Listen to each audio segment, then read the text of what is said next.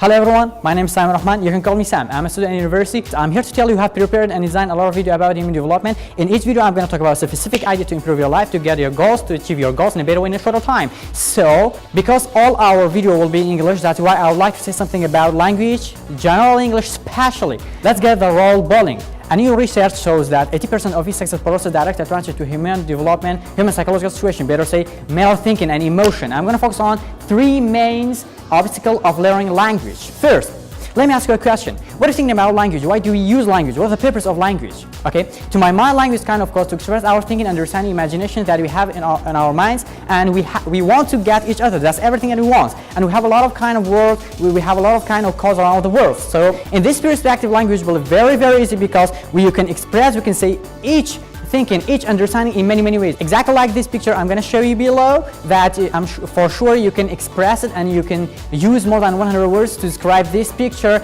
differently. In this perspective and in this way, we realized that we don't need to memorize 16 or 50,000 words to speak, or even it's not necessary to know every single rule to speak. It's the same thing here, dear. So just you can say what you want to say.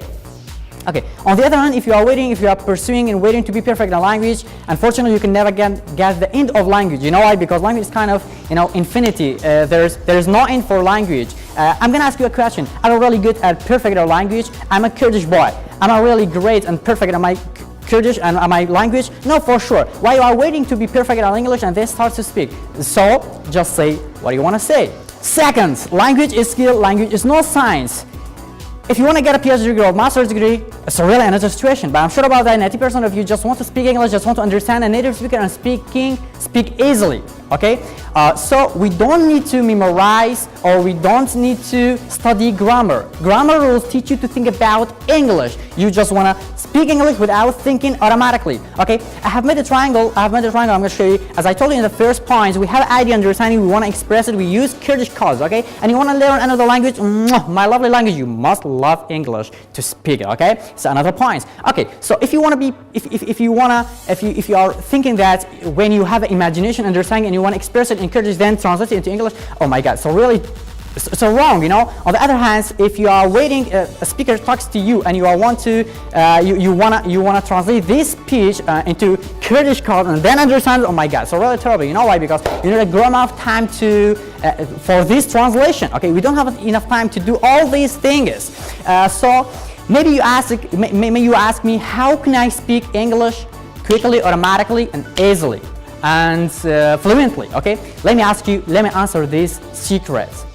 Repetition is the mother of all skills. You must repeat every single lecture more than 30 times to use it, okay? If you don't understand a previous lecture, never go to another lecture. Or if you don't understand a previous lecture, never let your teacher to teach you another lecture. You know why? Because you cannot use previous one. How can you use a next one or a new one? So repeat and repeat and repeat.